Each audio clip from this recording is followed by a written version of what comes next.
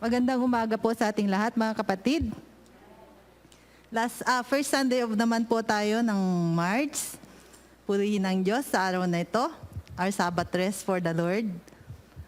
Nais ko po munang i-welcome po si Kuya Rick at saka si Brother Boyet. Fresh from Manila po sila. Welcome po sa ICC, Brother Boyet. Okay. Thank you, Lord, for the beautiful morning. Tapos na po ang taglamig at kumakaway na ang tag-init, mga kapatid. Which reminds us na malapit na ang DVBS saka Yes Camp natin. Kung wala sanang COVID, marahil nakaplano na ang ating mga activities for the coming Holy Week. Lalong-lalo na kasama ng ating water baptism. How I wish sana, no? 2 taon,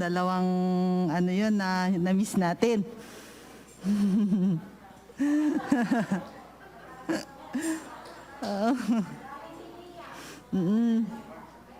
Yes.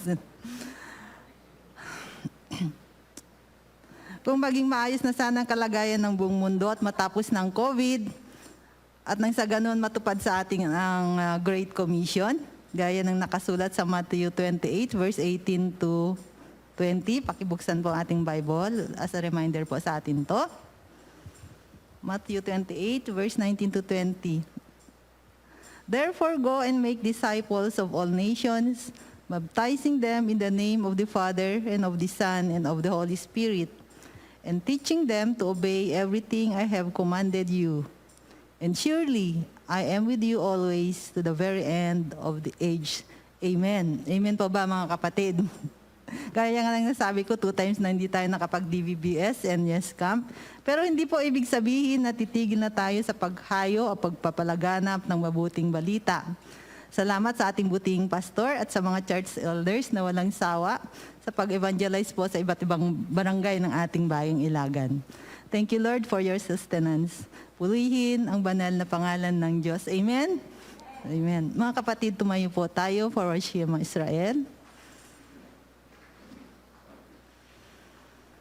Sabay-sabay po. Hear, O Israel, the Lord is our God, the Lord is one. You shall love the Lord your God with all your heart, and with all your soul, and with all your might. These words which I am commanding you today shall be on your heart. You shall teach them diligently to your sons, and shall talk of them when you sit in your house, and when you walk by the way, and when you lie down, and when you rise up. You shall bind them as a sign on your hand, and they shall be as frontals on your forehead. You shall write them on the doorposts of your house and on your gates. Amen. 4, verses 14 to 16, it says, Therefore, since we have a high priest who has passed through the heavens, Jesus the Son of God, let us hold fast our confession. For we do not have a high priest who cannot sympathize with our weaknesses, but one who has been tempted in all things as we are, yet without sin. Salamat po, Panginoon, for always being near us, your people. Thank you for always carrying us through our weaknesses and sinfulness. Thank you, Lord, for giving us life and for opening our hearts of understanding that we may fathom the grandeur of your plan for your creation.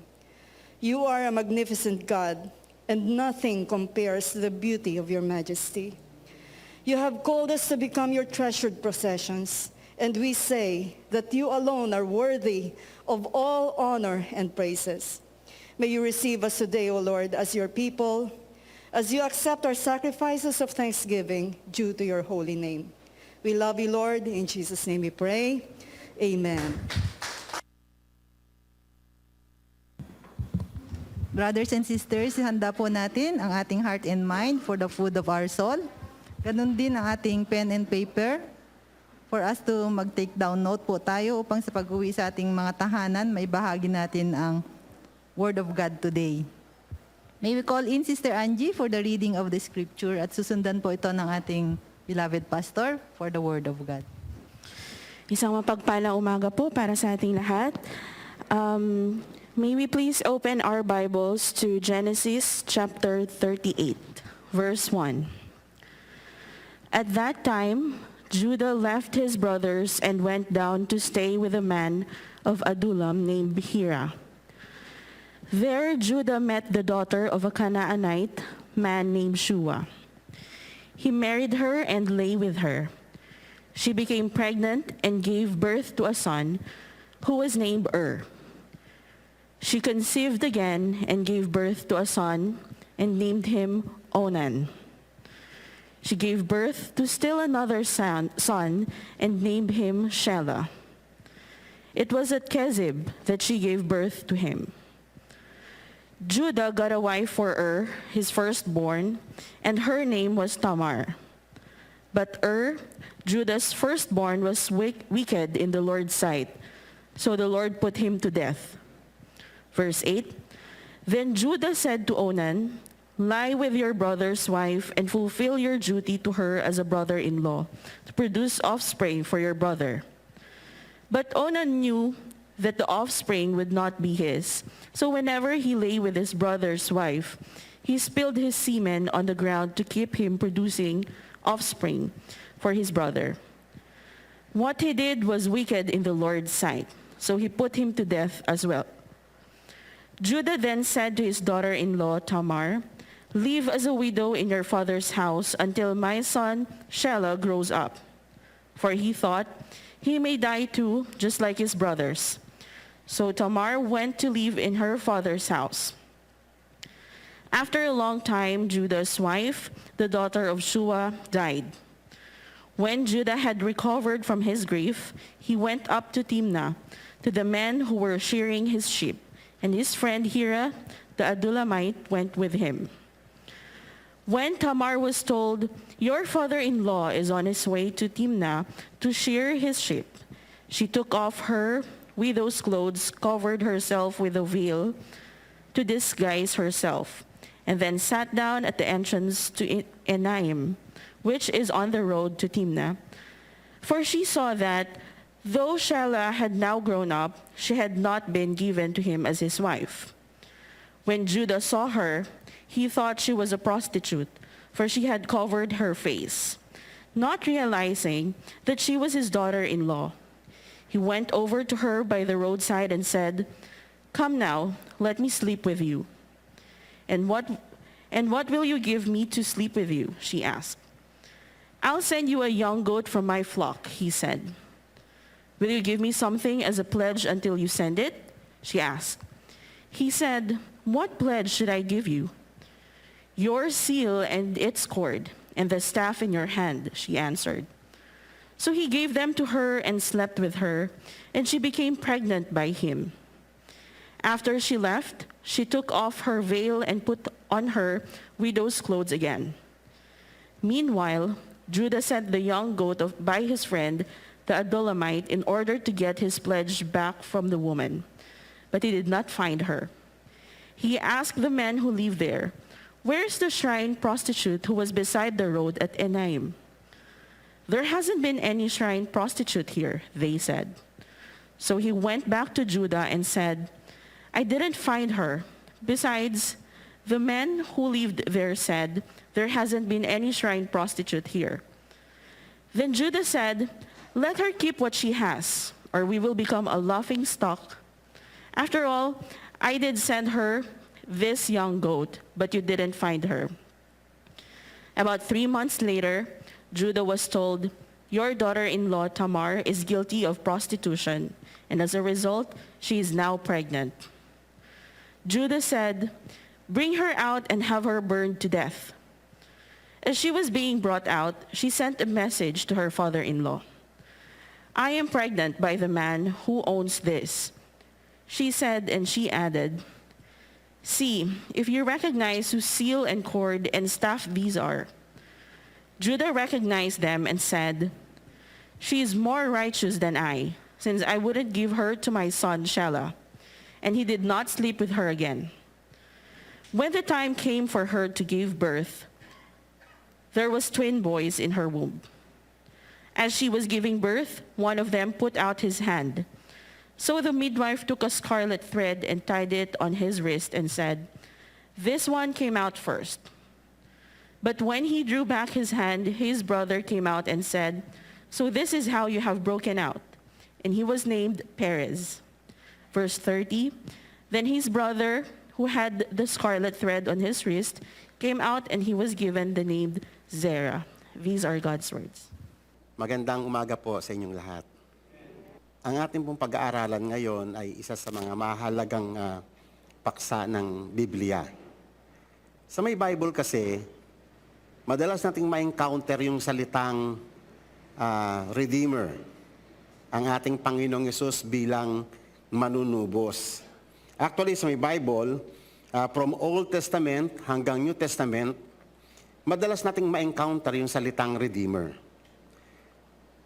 I will ransom you, sa Hosea 13 verse 14, I will ransom them from the power of the grave. I will redeem them from death.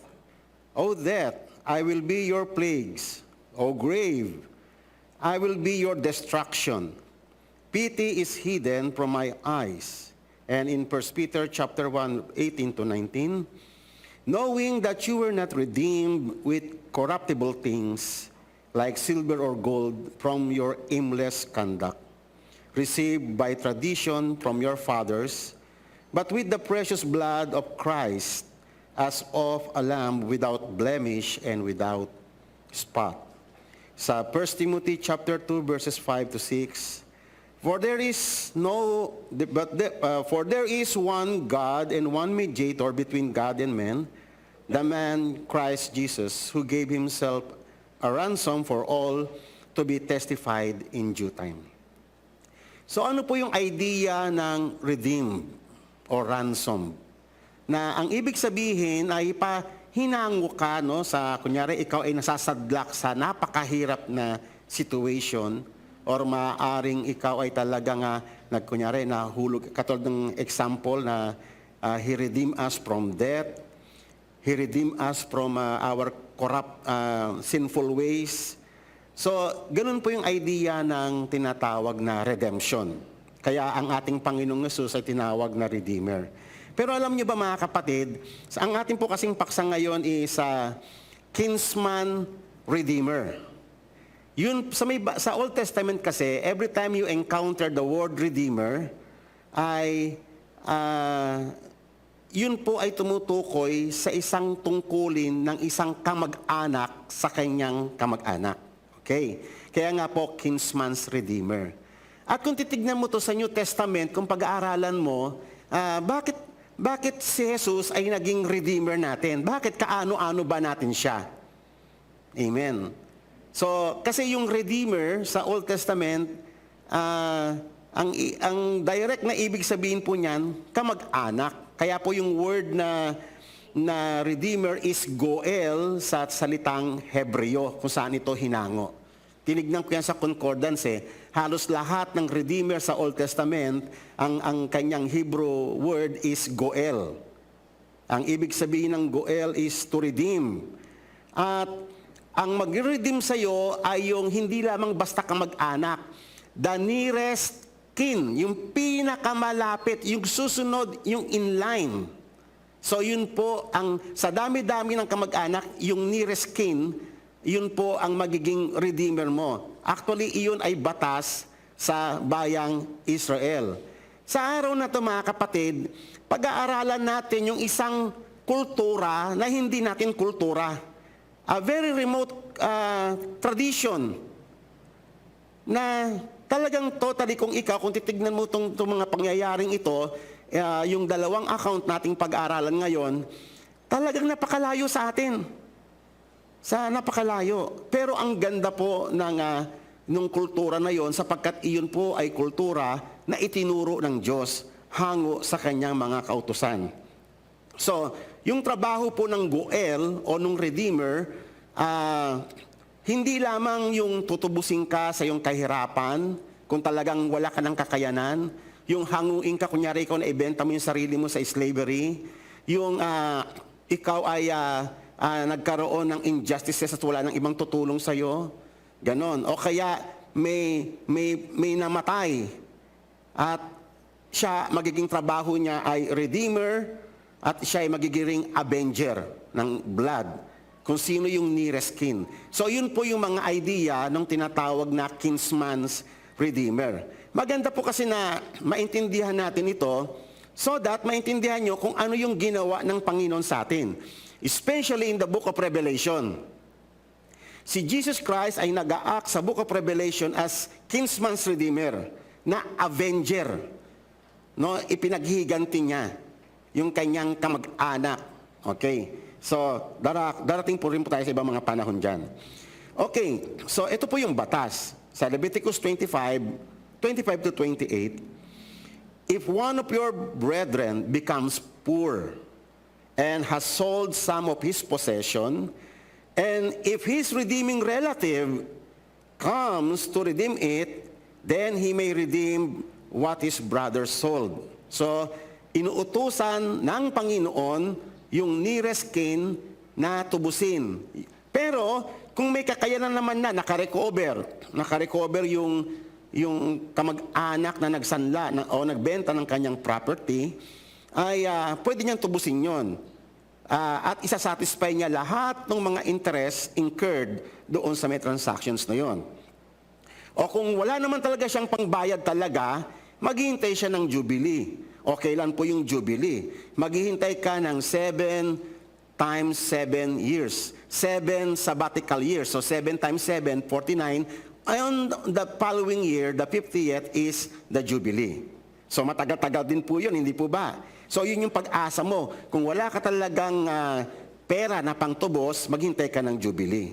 Kasi ipinag-utos ng Diyos siya na siya ang may-ari ng lupa. Ang lupa ay hindi permanently na mabebenta. Maibabalik pa rin yan doon sa original na kung saan niya binigay yon kay God as inheritance sa may tao na yon. But this law is very remote from us today. Kasi westernized na tayo. But yan pong mga batas na yan ay talagang makadiyos. So ngayon, ang levirate marriage ay saklaw po siya doon sa tinatawag na kinsman o yung pagtutubos. Ngayon, sa Deuteronomy 25 may panibagong batas na entirely different din sa ating Western culture. If brothers dwell together and one of them dies, namatay yung asawa ng kapatid, at wala siyang anak, sabi rito, the widow of the dead man shall not be married to a stranger outside the family. Bawal siyang mag-asawa sa strangers outside the family. So yung the nearest kinsman ang tatayo para mapangasawa yung kanyang hipag, yung namatay na asawa ng kanyang kapatid. Her husband's brother shall go to her, take her as his wife, perform the duty of a husband's brother to her. For what purpose? May purpose po yan, kapatid, at ito po yung mahalaga. And it shall be that the firstborn son, which she bears, what?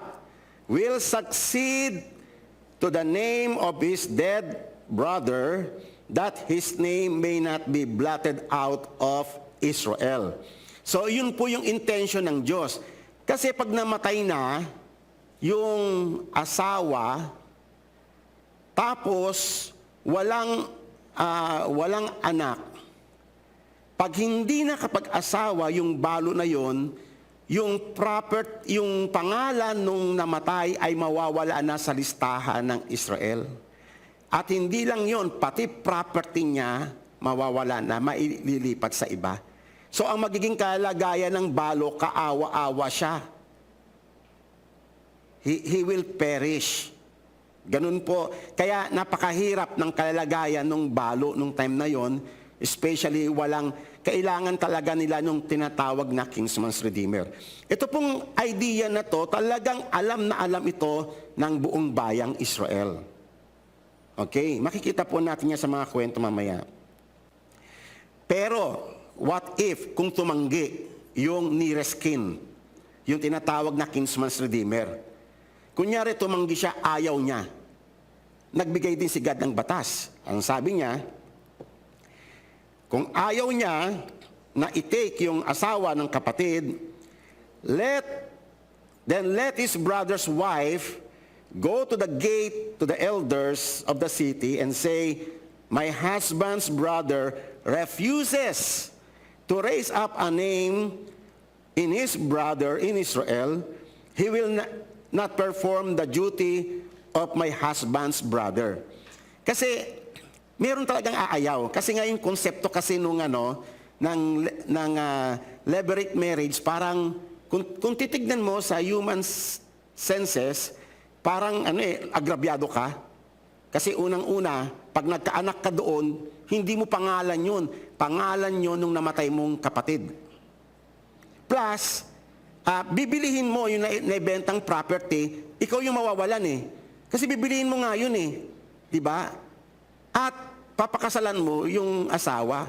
So, kung sa ating Western culture, hindi talaga parang logig, agrabyado ka. Pero ito po, it transcends. The meaning of this law transcends yung ating, yung sa atin. It serves the eternal purpose ng Panginoon. Ang purpose nito ay para merong isa sa kanila, especially the tribe of Judah na pinili ng Panginoon, lilitaw ang Messiah. Kaya dapat walang makakat off na linya. Okay? So kung titignan mo yun sa mas higher perspective, yun po ang pinaka-intention ng Panginoon. So ngayon, then the elder of the city shall call him and kakausapin siya. And if he stands firm, sasabihin niya talagang ayoko, so anong gagawin ng hipag, yung balo? Then his brother's wife shall come to him in the presence of the elders. Kukunin niya yung sandal, yung isa sa mga tsinelas niya. Igagano niya yon, sasabihin niya, at duduraan niya sa mukha. Amen. Ang layo sa kultura natin, hindi po ba? Duduraan ka sa mukha ng hipag mo. Tapos sasabihin niya, sabi niya, so shall it be done to the man who will not build his brother's house, and his name shall be called in Israel, the house of him who had his sandal removed. Ibig sabihin, ito yung tao na hindi siya gumampan sa kanyang role as kinsman redeemer. Nakakahiya yun. Publicly display, sasabi, kasi yung pag tinaas yung tsinelas, attestation yon, witness to all, na itong taong ito, hindi siya karapat-dapat maging kinsman redeemer. Okay.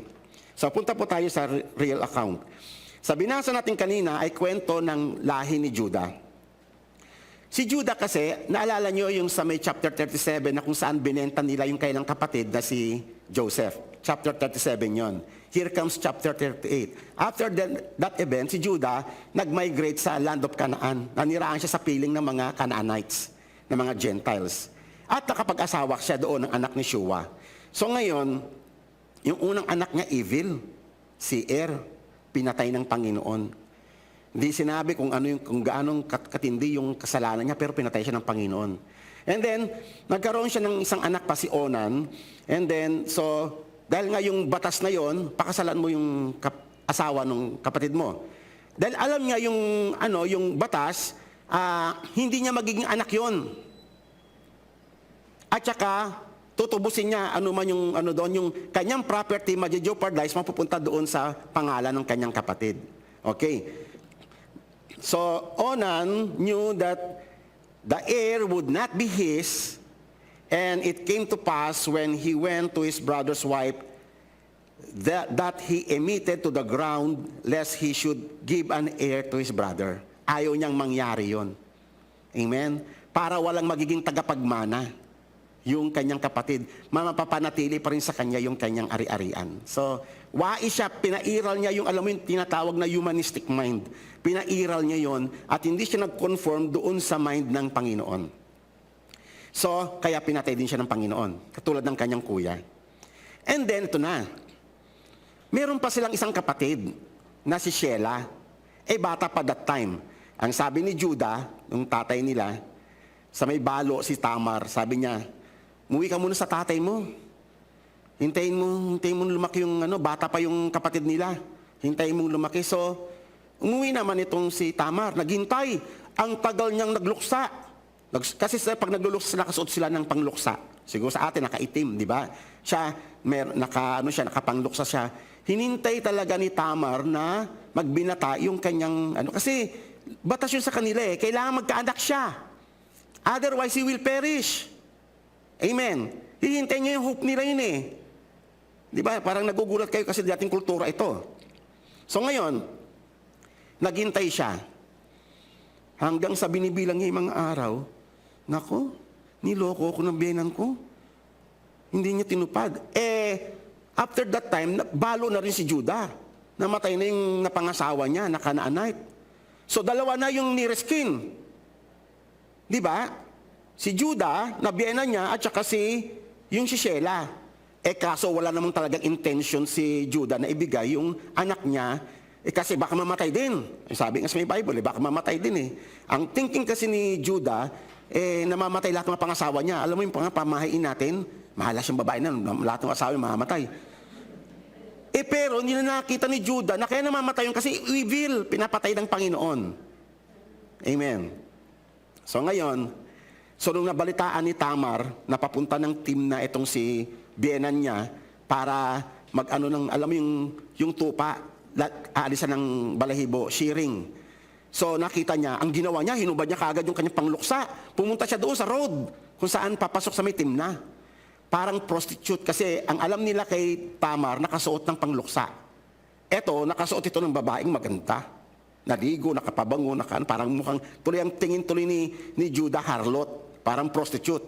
Di natipuan naman siya, balo. Maganda to. Sa bagay, nakatakip naman yung mukha. Siguro, tinawag niya, kung pwedeng magsiping sila. Sabi naman ni Tamar, dahil alam niyang tuso itong biyenan niya, pero hindi siya pakilala. Sabi niya, ano yung bibigay mo sa aking kapalit? Bibigyan kita ng batang kambing. Kaso wala pa yung kambing, papakuha niya pa lang, papadeliver niya pa. Anong pledge ko? Sabi niya gano'n. Anong gusto mo ba? Ito yung signet ring mo, yung tungkod mo, tsaka yung belt na cord. Yan. Gano'n nga. So after nung nangyari, umalis na si Judah. Siyempre, magta-travel pa sila bago ipadala. Nagbuntis si Tamar. Pero yun, mga kapatid, ay vindication ng Diyos kay Tamar. Kasi si Judah ay unfaithful sa kanyang promise. Si Judah ay hindi sumusunod sa batas na sinet ng Panginoon na kailangan wag maputol yung lineage ni Tamar. Amen po ba? So yung justice ibinibigay ng Panginoon sa kanya, at ang nangyari, nabalitaan ni Judah, nagbuntis yung kanyang manugang. Alam mo ang judgment ni Judah? Dalhin niyo yung babaeng yan at dapat siyang sunugin. Sabi niyang ganun sa kanyang bugso ng damdamin. Akala niya kasi nakipag-play ng harlot. So nung dinala na sa kanyang harapan, yung kanyang manugang, si Tamar, sabi ni Tamar, teka muna, tignan ninyo kung sino may-ari nitong signet ring, itong tungkol, itong belt. Siya yung tatay ng aking dinadala. Na-recognize ni Judah yun. Sabi niya, napahiya siya sa kanyang sarili. Sabi niya, she was righteous than I am. Mas matuwid siya kasi nakita niya unfaithful siya. Amen? Tapos mula noon din niya na ginalaw si Tamar, basta hinayaan niya na nagkaroon na ng baby, at least magpapatuloy na yung lineage. At sa lineage ni Tamar, lumitaw ang Mesiya, si Jesus Christ. Amen? Kita niyo yung justice ng Panginoon. Minsan kung titignan mo kasi, yung kwento, para bang tayo-tayo lang, parang kwento ng injustices, ganon. Pero it transcends us. It transcends us yung meaning. Amen? Ng mga pangyayari. Tayo, nakafocus lang tayo sa ating mga buhay. At ipinangalanan ni Tamar yung kanyang anak na si Perez. Okay? So ngayon mga kapatid, tatandaan po natin, kahit na sa ating mga nangyayari, tignan natin yung mga pangyayari, kasi tinawag tayo ng Panginoon, merong purpose. Huwag lang tayo mag-focus doon sa nangyayari sa atin, tignan natin kung ano yung ginagawa ng Panginoon sa kanyang eternal purpose. Katulad nila ng kwento ni Tamar. So ngayon, tingnan niyo po yung lineage. Sa Matthew chapter 1, ipinakita yung genealogy ni Jesus Christ.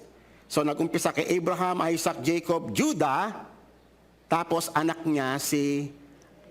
at apo niya si Perez dahil sa kanyang unfaithfulness. And then si Hezron, Ram, Abinadab, Nahshon, Salmon, Boaz. Yan ang ating pagtutuunan ngayon. Another kwento ng kinsman's redeemer. Makikita nyo mga kapatid, sa buong lineage ng Judah, doon ang pinili ng Panginoon para ipakita yung idea ng kinsman's redeemer. It is the calling of that tribe, Judah. Okay. So alam niyo naman po, di ba mga kapatid, nagkwento yung Book of Ruth. Makikita niyo yung kwento niya ni Boaz. So si Ruth ay, merong nag-migrate papuntang Moab, land of Moab. Ito po ay mga taga-Ephraimite, Bethlehem of Judah. Si Naomi at ang kanyang asawa ni Elimelech, ang kanyang asawa. God is my father. God is my king, sabing ganon. Elimelech. So yun yung kanyang asawa. May dalawa silang anak na si Malon at si Kilion. Ngayon, nung nagpunta sila sa may land of Moab, dahil nga famine doon sa may Israel, so nag-migrate sila doon at nakapangasawa yung kanyang dalawang anak na si Malon at si Kilion. Kaso dumating yung time na matay na si Elimelech, tapos dinaglaon, namatay din yung dalawang anak niyang lalaki. So si Naomi nilang natira, balo. Tapos plus yung dalawang manugang niya na parehas ding balo, parehas niya. Amen. Okay, so pag balo, alam na ninyo, itong balo ay nangangailangan ng kinsman's redeemer.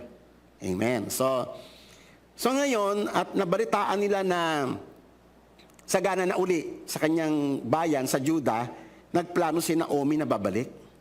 So medyo dramatic itong tagpo na to kasi iyakan blues to, itong tagpo na to. Babalik na siya. At pinipigilan ni Naomi na sumama sa kanya kasi ang pangit ng naging buhay ko, wala na ako may bibigay sa inyo, wala na akong anak, balo na ako. Wala na kayong magiging asawa sa aking mga anak, sabi niya gano'n.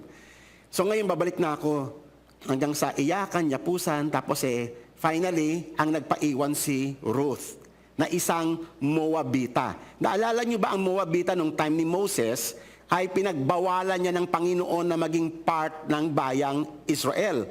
Kalaban nila yan Naalala niyo yung batas na yon? Sinabi ni Moses na walang lahi ng Moabita ang mapapabilang sa bayang Israel. Pero ito Moabita ito. Pero makita mo, no? Kasi itong si Ruth, picture natin yan sa church. Picture natin yan. Si Tamar, picture po natin yan. Mga Gentiles. So ngayon, si Ruth, ito ang sinabi ni Ruth, yung kanyang famous line. Do not urge me to leave or to return from following you. For where you go, I will go. And where you lodge, I will lodge. Your people shall be my people, and your God, my God. Where you die, I will die, and there I will be buried. May the Lord do so to me, or more, also if anything but death parts me from you. Amen. So nakita mo, no, si Ruth, bagamat wala na siyang mahihita talaga kay Naomi. Kasi bakit? Si Naomi, nabenta niya na yung property niya.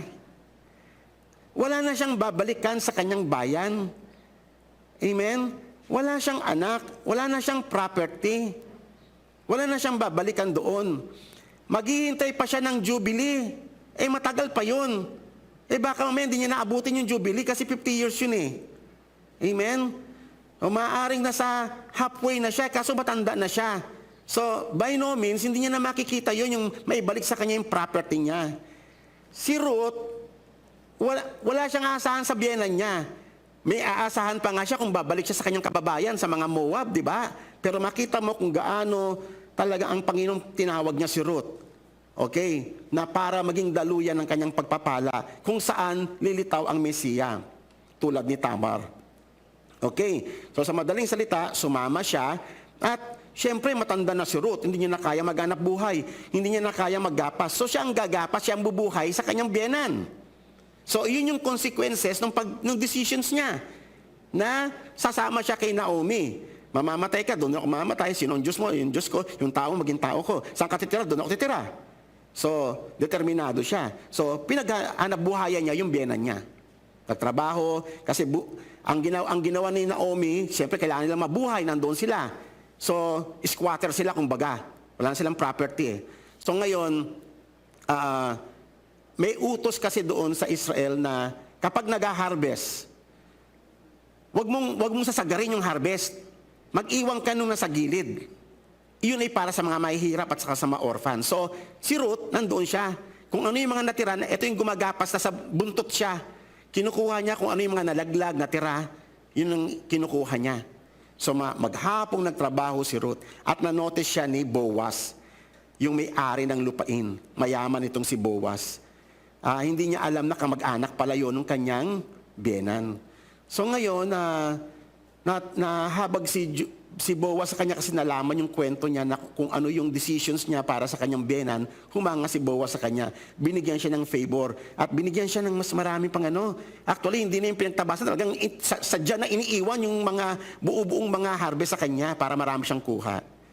And then, so nakauwi na siya. Tapos nung naikwento niya sa may kanyang biyenan, yun nangyari. Ay, si Boaz, kamag-anak namin yan. Nearest relative. Tapos nung gabi ngayon na pag-contemplate ni Naomi, pwede niya maging asawa si Boaz. So, inutusan niya si Naomi, ganito ha, kasi maggigiik sila sa threshing floor. Ganito ang gawin mo, maligo ka, magpabango ka, magpaganda ka, suotin mo yung maganda mong kasuotan. And then, huwag kang magpapakita sa mga tao doon. Siyempre, after nung giikan, mag-iinuman yan, mapapagod yan. So ngayon, abangan mo kung saan matutulog si Boaz. Tapos, pag matutulog na siya, ganitong gagawin mo. So, tanggalin mo yung sapatos niya, yung sandals niya, and then humiga ka doon sa may paanan niya. Okay. Tapos, pag nagising siya, sasabihin niya sa'yo kung anong gagawin niya. Mga kapatid, this is a remote culture sa atin. Walang mahalay rito. Hindi lang natin to kultura, pero ito ay godly. Alam nila, batas yun. So, sa madaling salita, si Boaz, nagising siya. Nagising siya at nagulat siya, ba't may babae sa harapan niya? Pero biglang niyang na-recall yung utos ng Panginoon, yung kanilang kostumbre. Amen? Yung kanilang tradition. Na ibig sabihin, pag may babaeng nandoon sa may ano niya, nagpapakup-kup yun at alam niya yung role niya as kinsman. Alam niya yon kasi batas nila yon. So, sinabi ni, sino ka? Sabing ganon. Bagamat na-meet niya na siya doon sa may gapasan. Ang sinabi ni Ruth sa kanya, spread the corner of your garment over me. Or spread your wings. Yung garment yun. Yung kumot niya.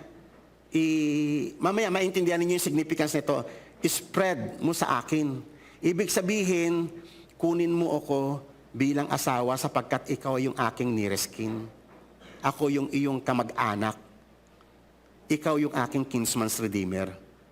Naintindihan yun exactly. Alam nila yon kung ano. So ngayon, okay. So natuwa naman si Boaz. Sabi ni Boaz, buti nga, ginawan mo ako actually ng favor. Kasi, bata ka. Pwede ka namang humanap ng mas bata pa pero sa akin ka nagpunta. So huwag ka mag-alala. Gagawin ko yung gusto mo. Pero kaya lang, may isang tayong problema. Meron pang mas nearest kin sa akin. Hindi ako yung nearest kin mo. Meron pang isa. Huwag ka mag-alala, kakausapin ko siya. Ngayon, sasabihin ko sa kanya, napakasalang ka, pero pag ayaw niya, ako gagawa. Kaya, ngayong gabi na to, matulog ka. Walang nangyaring masama doon ha, kapatid. Sa Western kasi, patay-patayan na yung ganong kwento. Pero, yamang ito ay mga godly nation, mga makadiyos ito, walang ganon. Walang mahalay na pangyayari. Mataas ang regard nila sa marriage. Hindi tulad sa kabataan ngayon, nagkita lang sa Facebook, tapos na yung kwento. Amen? Text pa lang, nagde-date na kagad. Kikita na sa labas. Doon hindi. Napaka-godly nila, napakataas ng honor nila, regard nila sa marriage. So nakita mo ito, yung kwentong ito, nandiyan yung babae sa paanan niya. At inihiling na pakasalan siya, pero sabi, may batas tayong sinusunod. Amen? Meron pang nearest kin. Maghintay ka. Kaya sinabi niya yung sa biyena niya, umuwi siya, madaling araw, and then umuwi siya sa may biyena. Anong nangyari? Kinuwento niya. O huwag kang mag-alala. Tatapusin niya ni Boaz ngayon. Hindi siya matutulog, hindi siya mapapalagi hanggat niya natatapos yung kanyang purpose. So, ganun nga ang ginawa ni Boaz. Pumunta siya sa may gate ng city, pinatawag niya yung mga 10 elders, hinanap niya yung kinsman, yung nearest kinsman, kamag-anak niya rin yun. Pero yun yung kasi siya yung next in line sa kanya. So sinabi niya ganon, yung dumating yung ating yung kamag-anak natin si Naomi, asawa ni Elimelech na ating kamag-anak. Ikaw yung nearest kin. Tubusin mo yung lupa, yung kanyang ikaw yung kinsman's redeemer Tubusin mo yon, pero at the same time, papakasalan mo rin yung kanyang balo. Amen pa ba? Pakasalan mo yung kanyang balo na si Ruth. So ngayon, para sabing ganon, for the purpose na mag-perpetuate, magpatuloy yung pangalan ng dead man, yung pangalan ng kanilang mga namatay na kamag-anak. Yun po yung intention. Amen. So ngayon, medyo tuso itong kinsman, yung pinakamalapit. Umayaw siya. I cannot redeem it for myself kasi I will jeopardize my own inheritance. Kasi nga, parang pili niya mawawalan siya. And besides, pag nagkaanak, hindi niya pangalan yun pangalan yun nung namatay. Pag nalulugi siya sa tingin niya, sa humanistic calculations niya, lugi siya doon. Kaya hindi niya ginawa yon. Okay, sabing ganon, ayaw mo. So ang ginawa ni Siyam niya mismo, hinubad niya na yung sandals niya, binigay niya in the presence of the mga elders. So kinuha naman ni Boaz. So ito, hawak-hawak niya yung sandal. Kasi attestation yun, batas nila yun Hawak-hawak niya yung sandals. So yan, ito yung sandals ng nearest kinsman, na redeemer, ayaw niya. So ako ang gagampan. Sabi niya ganon, saksi kayong lahat. So winawagayway niya yung sandal. And then, papakasalan ko si Ruth. Para ma-perpetuate, magpatuloy, yun yung pinaka-purpose. Kita nyo kung gaano kadakilang tao ito si Boaz. Agrabyado siya doon Pero kita mo yung willingness niya. Parang si Jesus. Amen? Kaano-ano ba tayo ni Jesus? Gentiles tayo Tulad tayo nila Ruth, nila Tamar. May mahihita ba siya sa atin? Si Jesus Christ royal, He belongs to the royal God. Tayo, anong papala natin? Narealize nyo ba yun? Kaya ngayon tanong doon sino ka ba para iligtas ka ng Panginoon? Kamag-anak ka ba niya? Amen. Hindi naman sinabi rito na maganda si Ruth, kaya siya nagustuhan ni Naomi. Wala naman, ni Boaz. Wala naman ganun Hindi naman sinabing kung maganda siya o ano. Amen. Ang reason ay para nakiisa si Boaz doon sa intention ng Panginoon that the name of the dead may perpetuate, magpatuloy. Amen. Napaka-selfless ni Boaz. Ang mind niya mahango yung kamag-anak niya sa kahirapan. Kasi otherwise, magpe-perish na sila Ruth, magpe-perish na sila Naomi, magiging beggar na lang sila sa street. Amen. Ayun yung implikasyon ng ginawa ni Boaz. He saved yung mga miserable, yung mga hopeless, mga helpless. Yun yung ginawa niya. Sinave niya sila sa kailang shame. Yun yung ginawa ng Panginoon sa atin, di po ba? Hinango tayo doon. So maintindihan nyo ngayon yung konsepto ng Redeemer. Akala lang natin basta tinubos lang tayo Hindi.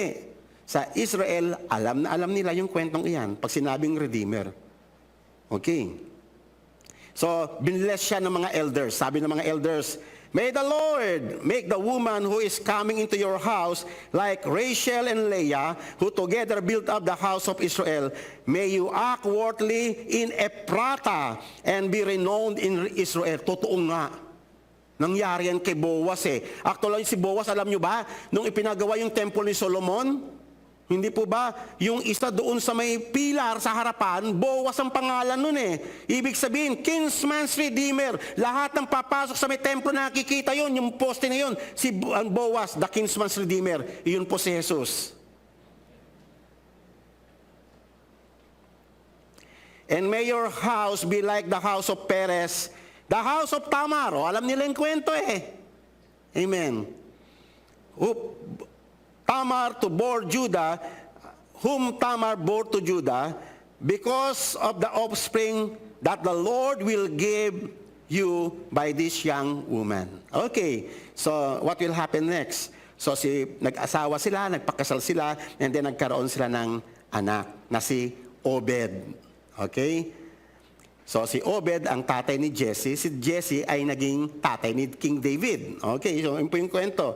So sabi, tuwang-tuwa si Naomi, sabi ng mga ano, and the women said to Naomi, "Blessed be the Lord who has not left you this day without a redeemer, and his name be renowned in Israel. He shall be to you a restorer of life, and a nourisher of your old age. For your daughter-in-law who loves you, who is more than to you than 7 sons, has given birth to him." O kung ikaw si Naomi, saved by the bell because of the kinsman's redeemer. Salamat, grabe yung rejoicing nila kasi finally, na-save sila. Sa lahat ng aspeto, na-save sila. Na-prolong yung kanilang lineage. Otherwise, they will perish. Amen. So, ito po yung after that, ipinakita yung lineage. So, kasi sa kanila talagang very, sila sa mga records ng kailang genealogy. Ini-account kasi yung paglitaw ng Messiah. So, inutusan, kultura talaga nila yun eh. Inutusan sila mula pa kay Abraham, i-account ninyo yung generation natin kasi lilitaw yung Messiah. Okay, so naging practice nila lahat yan, i-account yung kailang mga genealogy. So Perez, Gerson, Ram, Aminadab, Nashon, Salmon, Boaz, and then Obed, Jesse, then King David. Okay, balikan natin yung genealogy sa Matthew chapter 1 ni Jesus. So ayan na po. So from Abraham to Perez to Boaz to King David. So sino si King David? Nag-umpisa na yung lahi ng mga monarch. At sino-sino na yung mga naging, yun pala, yung lahi pala ng Juda, isipin niyo mga kapatid, kung hindi umayon si Boaz, kung walang makakat off, yun yung pinili ng Panginoon na kung saan lilitaw yung mga lahi ng mga hari. Isipin niyo, it transcends our own purpose. Mga hari ito, mga kapatid, doon lumitaw. Dahil sa pagtayo ni Boaz doon sa kanyang tungkulin as kinsman's redeemer, hindi niya tinignan yung kanyang sariling kalugihan. Bagkus he sacrificed himself para ma-redeem yung pangalan ng dead na relative. And then here comes the fruit. Amen? Lumitaw na yung mga hari. Ang daming hari from David hanggang si Jeconiah. Kaya lang, ang nakakalungkot ang kwento ng mga haring ito, may mga righteous, may mga wicked, maraming wicked, hanggang sa finally, inend na ni God yung dynasty. Si Jeconiah o si Coniah o si Joachim, pare-parehas yan, the last king ng Israel, ng Judah. Amen. So royal family po ito. Pero si God kasi may pangako siya na out of David, lilitaw yung talagang hari. Si Jesus Christ yun. Kaso ito, may problema tayo mga kapatid. Ano yung problema? Ito po. Dahil nga sa evil, ito si Jeconiah, kasi evil yan Talagang, alam mo ba yung mga sulat, yung mga message ni God kay Jeremiah, pinupunin niya at sinusunog niya doon sa may apoy. Gat na gat si God sa kanya. Kinurse na ni God yung kanyang lineage. Nasabi niyang ganon, wala nang lilitaw na hari sa iyong saling lahi. Kinurse na ni God yung lineage na yon ni David. So, paano na ngayon mga kapatid? Paano na lilitaw ngayon yung Messiah, yung promised Messiah, yung promise na the ultimate kinsman's redeemer, paano palilitaw yun? Kinurse na ni God Wala na. Wala nang sino man ang may karapatan na mag-inherit ng throne. It doesn't mean na hindi na sila magkakaanak. Ang sinasabi, putol na, cursed na, dead na. Para na siyang baog. Hindi na siya magpo-produce ng mga royal, wala na. Amen. So, balikan natin yung lineage. So, yan po si Jeconiah o si Joachim. And then, pero may nagpatuloy pa Mga lahi, sabi sa Matthew chapter 1 na genealogy. Ito po yung mga lahi na tumuloy. Pero, actually, kung titignan mo itong mga taong ito, sila yung mga rightful na king Amen? Kung hindi lang kinurse yung line, they are the rightful heirs of the throne. Si Joseph na tatay ni Jesus, hindi biological, ay isang hari. Siya yung mas totoong hari kaysa kay Herod na nakaupo sa trono. Pero nandoon yung totoong hari na si Joseph, nandoon sa kanyang maliit na shop na mga kahoy, nagkakahoy lang siya. Pero he is a legitimate heir of the throne. Amen. O, di ba? Ang ganda ng genealogy. Akala nyo parang listahan lang, pa-boring na basahin. Pero that is how we analyze the scriptures. Ngayon ito pang maganda mga kapatid. Hindi lang si Joseph, si Mary kasi galing din kay David. Yung Book of Luke in-account naman yung lineage ni Mary. Si Matthew in-account yung lineage ni Joseph. Na pareha silang galing doon sa kay David sa royal family. Kaya lang yung kay Joseph kasi yung cursed na line. Wala nang mag-inherit ng throne. Kay Mary sa ibang kaya lang hindi pa paano sila hindi na po pwedeng hindi po pwede yung Messiah, hindi po pwedeng anak ni Joseph. Amen. Kahit na mag-asawa sila, hindi sila po pwedeng kasi nga curse nga yung wala nang king na lilitaw sa lahi ng Judah. So ngayon, ano ang mangyayari ngayon? So, para na silang baog ngayon. Para na sila Naomi rin. Parang sila Ruth, sila Tamar, na hindi na sila magkakaanak ng hari. But mayroong prophecy si God. Kailangan ma-fulfill yun. So, therefore, si God ang naging Goel ng Israel. Amen? He becomes the Redeemer. Siya ay nagbigay doon sa may patay na lineage ng royal family, siya ay nagbigay ng sa pamamagitan ni Mary. Amen? Para maibalik uli yung, di ba ang Israel, ang mga apostles, mga Jewish din sila yung ginamit sa atin para ma-evangelize, ma-reach out. Kasi patay na actually ang Israel ang Judah. Yung kailang role na para i-evangelize ang buong daigdig, na nagampanan yun Naging baog na sila for that purpose. Wala nang life. Kasi cut off na sila sa Panginoon. Pero but because of God's mercy, si God ang naging Goel sa kanila. Ngayon, tignan nyo, naalala nyo kayo na yung sabi ni Ruth kanina, spread your wings or your coverings. Yung kumot mo, spread mo sa akin. Tignan nyo yung words kay Mary. Then the angel answered her, the Holy Spirit will come upon you, and the power of the Most High will overshadow you. Amen. So yun po, symbolic po yun Amen? So, inispread ng Panginoon yung kanyang garment kay Mary para ibig sabihin, si God, tatayo siya as Redeemer, kinsman's Redeemer sa kanila para to save them sa kailang shame, sa kailang mga reproaches. Therefore, the child to be born will be called Holy, the Son of God. Yun na! Amen. Lumitaw yung tinatawag na kinsman's Redeemer. The ultimate Redeemer. Amen. Kung hindi rin si God ang gagawa, kung hindi rin si God ang magbibigay ng initiative, walang pag-asa ang tao. Wala na siyang magagawa. Wala na mangyayaring salvation sa buong daigdig kung hindi pinanganak si Jesus. Ganon kalaki ang pag-ibig ng Panginoon. That is the concept of kinsman's Redeemer. So, tingnan natin ang pangako ng Panginoon. Fear not, sabi sa Isaiah 41, for I am with you. Do not be dismayed, for I am your God. I will strengthen you. I will help you. I will uphold you with my righteous hand. Fear not, you worm Jacob, you men of Israel. I am the one who helps you, declares the Lord, your Goel. I am your Goel. Your kinsman's Redeemer is the Holy One of Israel. Hindi lang basta-basta Redeemer ang magano sa iyo, kundi the Holy One of Israel will be your Goel, your kinsman's Redeemer. And when the poor and the needy seek water, and there is none, and their tongue is parched and thirst, I, the Lord, will answer them. I, God, the God of Israel, will not forsake them. I will open rivers to the bare heights and fountains in the midst of the valley. I will make wilderness a pool. Ibig sabihin yung patay na, magkakaroon ng buhay. Yung tuyong disyerto, magkakaroon ng river, ng dagat, ng fountain. Because God will do something great. Amen. Bubuhayin niya yung patay.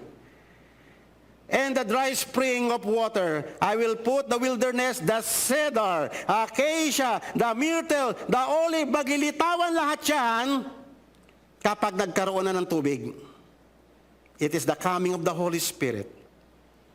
I will set in the desert the cypress, the plane and the pine together, that they may see and know and may consider and understand this together, that the hand of the Lord has done this, the Holy One of Israel has created this marvelous thing.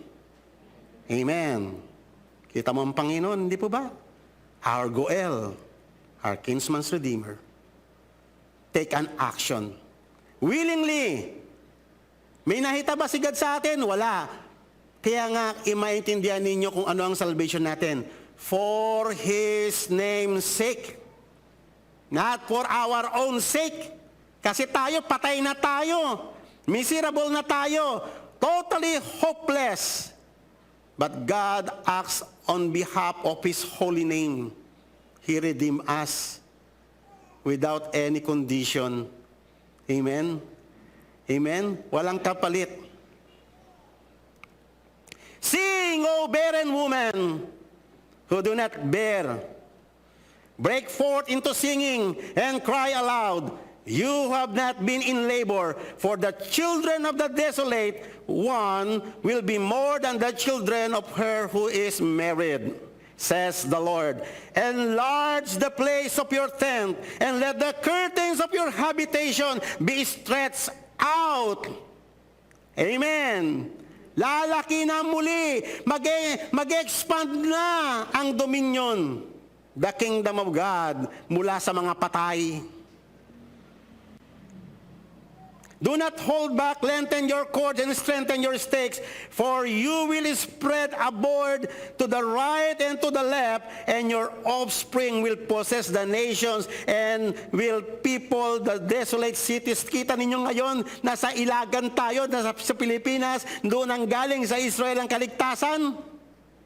Naabot na yung Africa, naabot na ang Europe, naabot na yung South America, naabot ng bawat panig ng daigdig. Because God is our Goel, our kinsman's redeemer. Fear not, for you will not be ashamed, not be confounded, for you will not be disgraced, for you will forget your shame of your youth and the reproach of your widowhood. Kasi nga pag widow ka nung kawawa ka. Nakakahiya yung sitwasyon na yun, wala ka ng pag-asa. Amen? Kaya nga si Hannah, gano'n lang iyak niya sa templo kasi baog siya. Hindi siya magkanak, walang, pag namatay na asawa niya, he will perish. Amen? Yan ang kondisyon ng mga, ng hindi magkaanak o namatayan na balo na widow. Pag walang nag-take na tumayo na kinsman's redeemer, they will perish without an inheritance. And the reproach of your widowhood, you will remember no more. Amen. For your Maker is your husband, and the Lord of hosts is His name, and the Holy One of Israel is your Goel. The God of the whole earth, He is called. For the Lord has called you like a wife deserted and grieved in his spirit, like a wife of youth when she is cast off, says your God. For a brief moment I deserted you, but with great compassion I will gather you. In overflowing anger, for a moment I hid my face from you, but with everlasting love, I will have compassion on you, says the Lord, your Goel. Amen. Wonderful God. Amazing God. Great is His mercy, His compassion, His everlasting love endures forever and ever. Salamat, and because of Him, here comes the ultimate kinsman's redeemer. Ipinanganak sa bayang Israel na wala ng kakayanan na mag-produce ng hari because she is cursed. Amen. Kahit nasabihin mo may mga royal family pa tulad ni Joseph at ni Mary, pero hindi na nakabase sa tao, hindi na sa lakas ng tao, but because of Him who have shown mercy. Amen. He delivered us from our shame. He caused us na maipanganak yung ultimate kinsman's redeemer through Mary. And now, katulad tayo, ngayon naligtas tayong lahat through that man and God, Jesus Christ, our true Goel, our kinsman's redeemer. We are like Tamar, we are like Ruth, miserable, desperate, desolate, hopeless, helpless, na in dire need of a redeemer.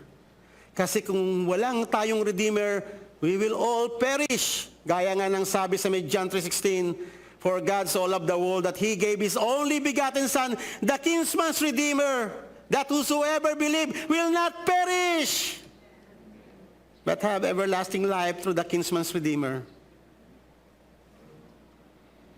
We are in great need. Kung maintindihan lang ng tao yan na kailangan nila ang Savior, ang Redeemer, otherwise they will perish like mga balo na wala nang tumubo sa kanila. Sa ating shame, sa ating kahiyan. So now, God made us an heir of His kingdom. Sino tayo?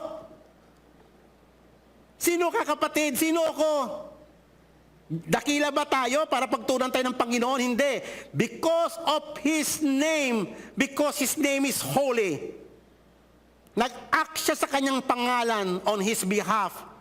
Not for our own sake. Sapagkat tulad tayo nila Naomi, nila Ruth, and Tamar, na mga Gentiles.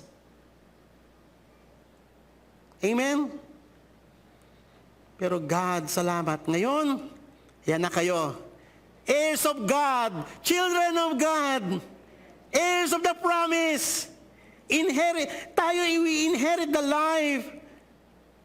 Ang daming ginawa ng Diyos sa buhay natin. May pag-asa na tayo, pati ating mga anak.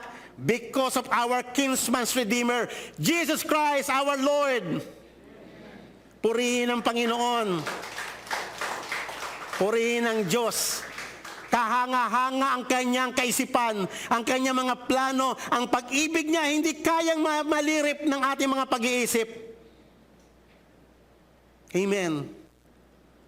Congratulations. Let the people rejoice in you, tulad ni Naomi. Nag-rejoice yung mga babae. Mapalad ka, Naomi. Nagpadala si God sa iyo ng Redeemer. Na-preserve ang lahi mo. Nagkaroon, nabuhay parang isang patay na disyerto. Ngayon may tumutubo na mga cedars, mga cypress, mga magagandang puno. Tumutubo na because of the rivers of living water flowing in our midst. Kaya nga sabi sa Psalms 46, there's a river that makes glad the city of God. Tayo yun. Amen. Purihin ang Panginoon. Palakpakan po natin ating Diyos. Hallelujah. Tayo pong lahat ay tumayo. And let's pray. Hallelujah. Purihin ka, Panginoon. Kahanga-hanga, O Lord, ang iyong mga salita. Kahanga-hanga, O Lord, ang iyong mga pamamaraan. Lord, kami lang kasi ng mga tao, hindi namin gaano pagmaintindihan o mag-grasp yung mga meaning ng iyong mga salita. Pero Lord, your words are too wonderful for us. Lord, your mercy and the length, the height, the breadth of your love which you bestowed upon us is so great, Father God, that we cannot comprehend. Lord, thank you, O God, our Goel. We thank you for your marvelous gift that you have given us. Your Son, Jesus Christ, our true kinsman's Redeemer. And now we are hearing you standing in your presence. Beloved, accepted, you made us your sons and daughters of your kingdom. You made us heirs of everything you have prepared since the foundation of the world. But the question is, oh Lord, who are we, oh Lord God, na para pagpakitaan mo ng ganun? Pero Lord, napakasagana ng pag-ibig mo sa amin. Napakasagana, bagamat hindi mo kami kamag-anak sapagkat kami mga Gentiles, O Lord. But by virtue of your Son, you made us bride. You made us your church. We received your covenant and you made us your people. And now, your sure blessings, O Lord God, ay nag-overflow na sa aming buhay, hindi lang sa amin, pati sa aming mga saling lahi. You have given us hope, and not just hope, but a living hope in Christ. This is the truth about your words. Lord, bless your people. At nawawag namin makakalimutan, O Lord, ang lahat ng ginawa mo sa aming buhay. That we will tell all these wonders to our next generation, that our next generation will not put their confidence in themselves, but in you, our Goel, our kinsman's Redeemer. Lord, bless us and bless your people through your word. And we bless your holy name. We lift your name on high, O God, and we magnify your name, we exalt you, and we proclaim your excellencies, O God, for you are great in our midst. Thank you, Lord. In Jesus' name, amen.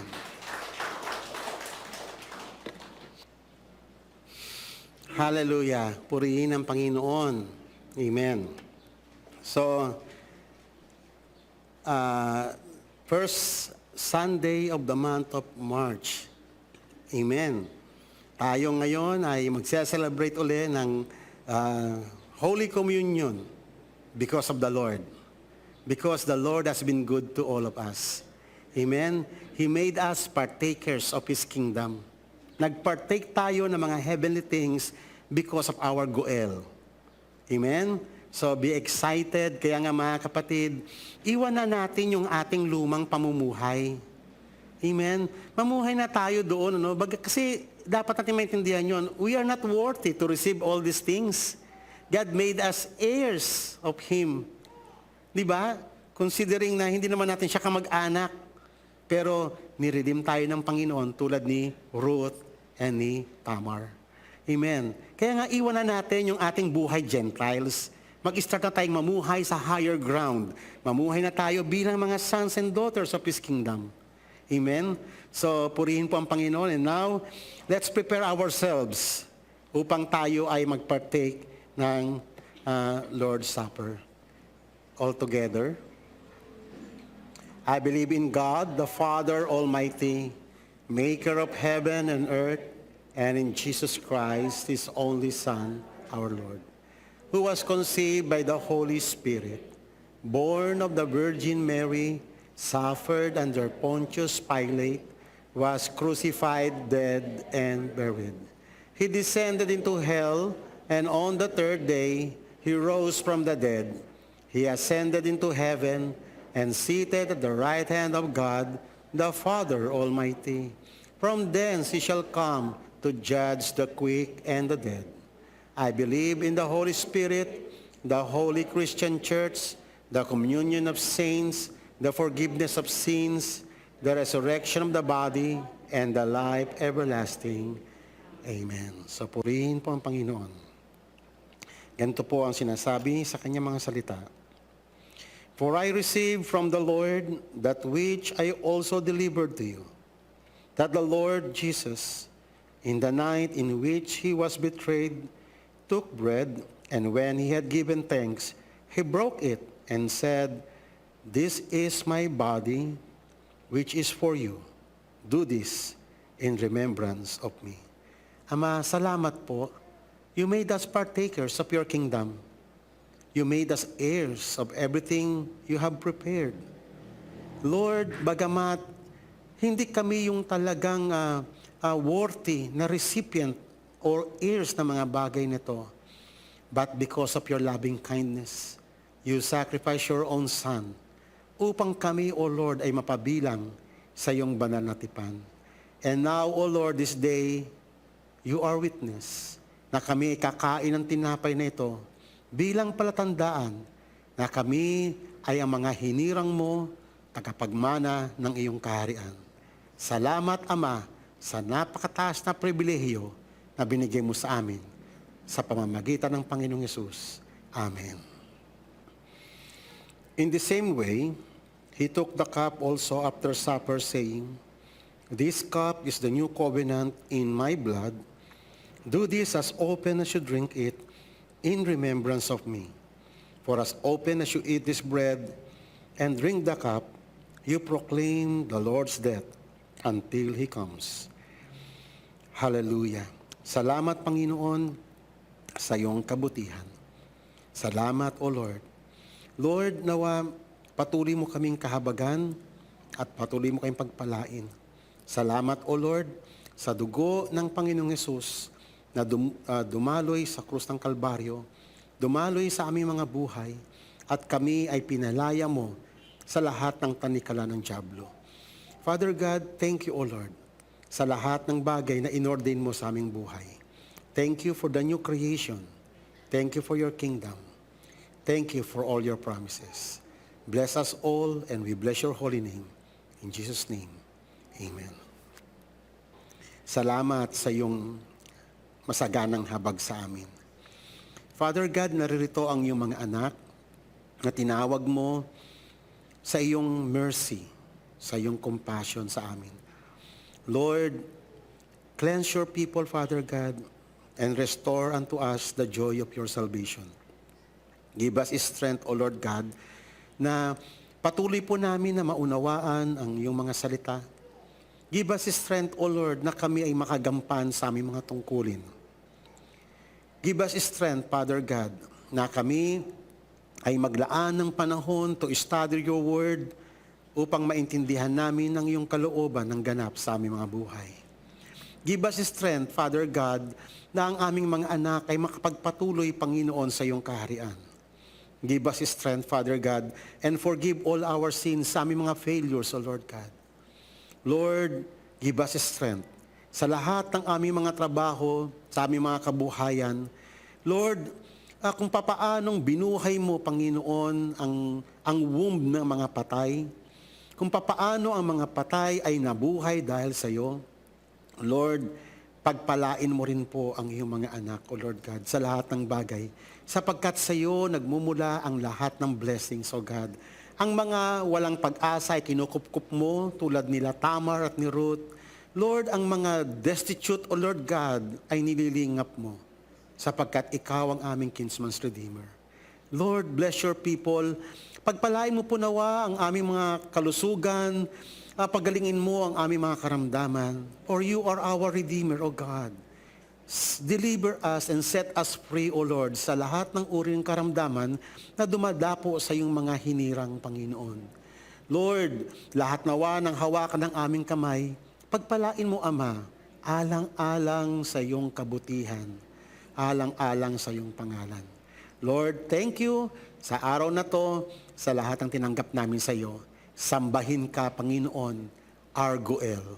In Jesus' name, amen. God bless you all. Salamat po, Pastor, sa napakagandang revelation ng God's Word sa araw na ito.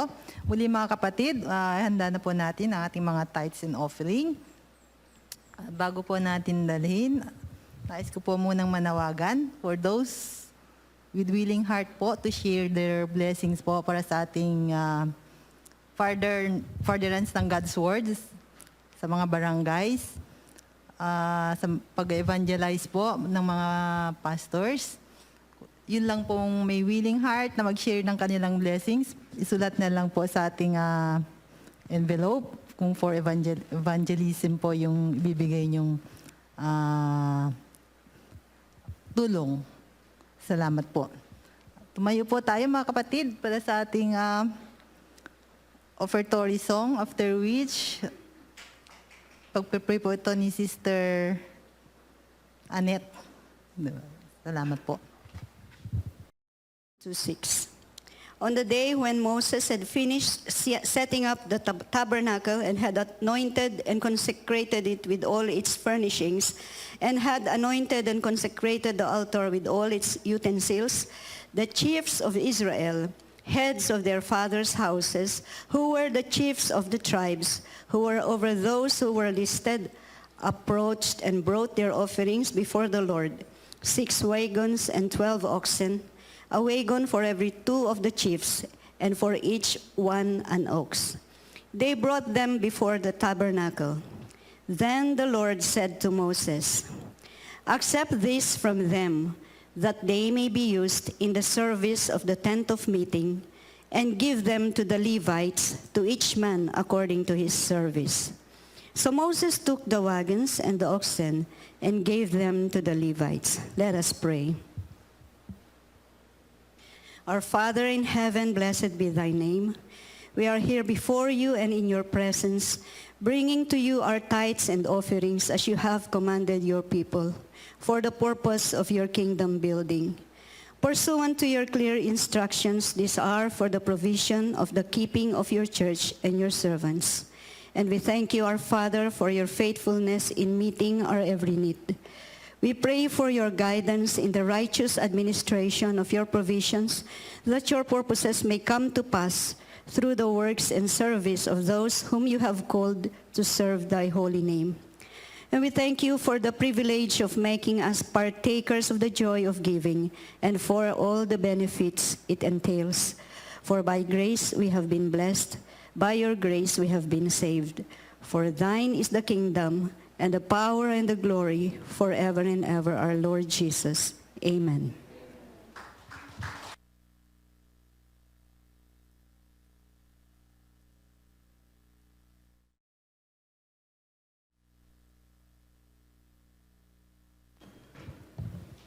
So mga kapatid, wala pa rin po ang ating mga kids and then some young people.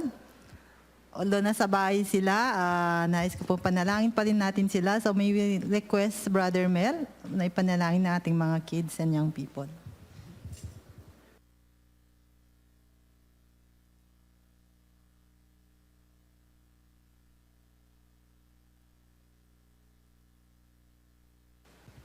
Tumayo po tayo mga magulang, mga kapatid. Lord, yes.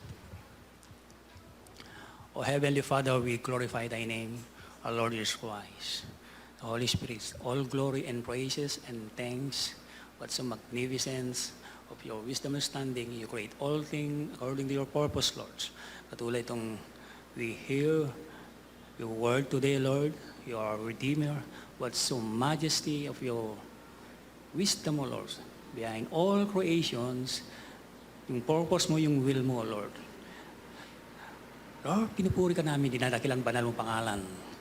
Lord, I pray, we thank you, Lord, na kami, from the ends of the earth, the family of ICC, at maging mga tatawagan pa to generations na, Lord, by your mercy and grace, you are our Redeemer, na napasama sa iyong purpose, pagkatawag mo sa amin.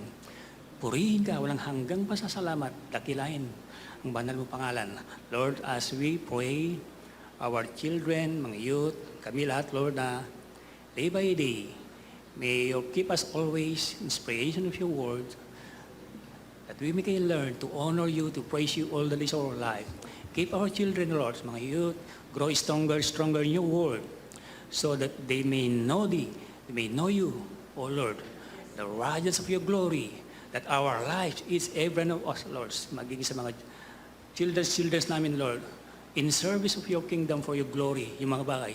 Oh, what of the depths, heights, wide ng iyong magnificent, glorious, your attributes of your wisdom and understanding na inire-reveal mo sa iyong mga children, Lord. Hindi lang dito sa lugar na to, Lord, all across the land, all buong mundo, Lord, the communion of all the saints na nagsaservice sa araw na to, Lord, we honor you, we glorify you in all thanks. Ang tayong may alay kundi pasasalamat, puri, O Lord. Thank you, Lord. You are our Redeemer. You are our Goel. Lord, praise thy name. Ingatan mo po kami lagi sa pang-araw ang buhay. May your mercy and compassion keeps our children's, mga youth. May they fill them in your wisdom and understanding so that they will learn to walk in their life, become mature, grow stronger in service of your kingdom for your honor and glory. as we also parents will have responsibility concerning how to deal with them. Nurturing sa pag-aaral, sa pagbabasa, both we and our children, Lord, that we will be acceptable in your sight as we walk on your path of righteousness. We honor you today, Lord. We glorify your name. Thank you, your word, for what we hear. In all these things, we give back to you all the praises and glory. In Jesus' name we pray. Amen.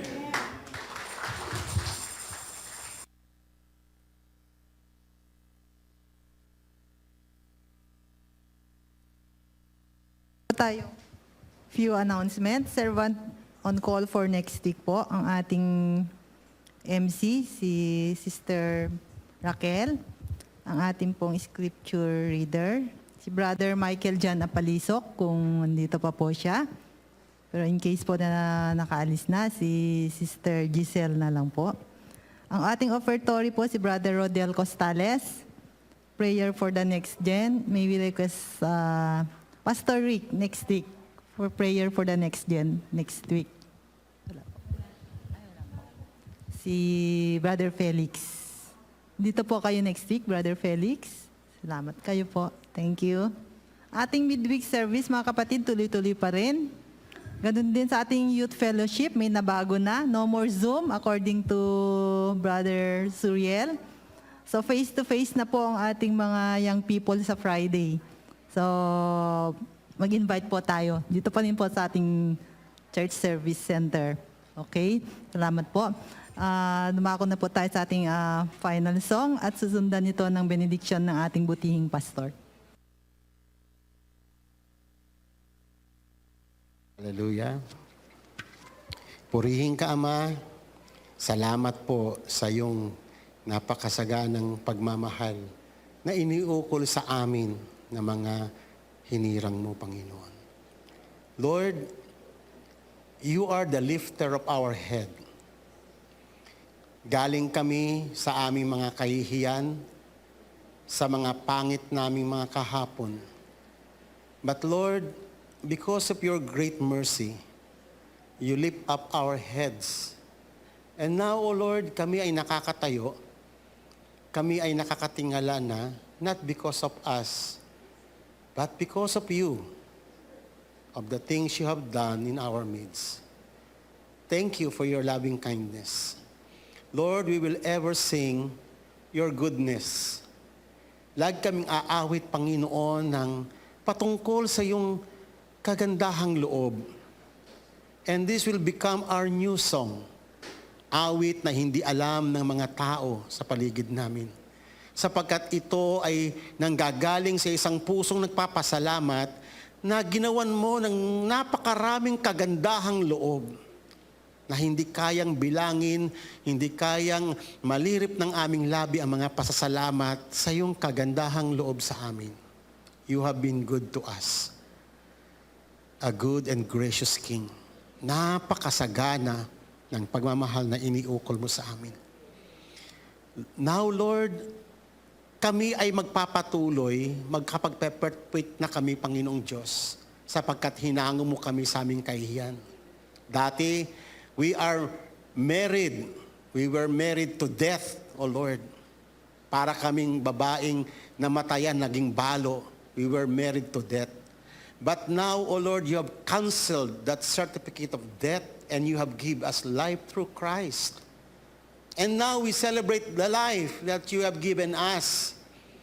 And now we can bear fruit because of the Lord Jesus Christ, our Kinsman Redeemer. Life is flowing in our life, O God, through you. Lord, thank you. And now, Panginoon, help us, your church, to become a minister of life to other people. Nadalhin namin itong mabuting balitang tinanggap namin sa iyo, ay maging kasangkapan mo naman kami, O Lord, to bring this life, to bring to all people who are lost the good news, the glad tidings, O Lord, ng iyong kahanga-hangang pag-ibig at pagmamahal. Lord, we are here, your servant. We are here to praise your holy name for the rest of our lives. Now, O Lord, we commit all our ways unto you, our future, everything that we have, we commit into thy hands, O Lord. Bless us bountifully.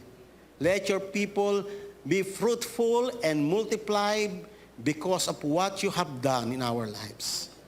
Let the blessings, O Lord God, ay mag-overflow sa buhay ng iyong mga anak, now and forevermore. Let the life, O Lord God, that you have given us increase, Lord, ayon sa iyong itinakda, bringing glory to your holy name. Lord, thank you for this day. Thank you for everything we receive from you. We adore you, we glorify you, and we bless your holy name. In Jesus' name, amen. God bless you all.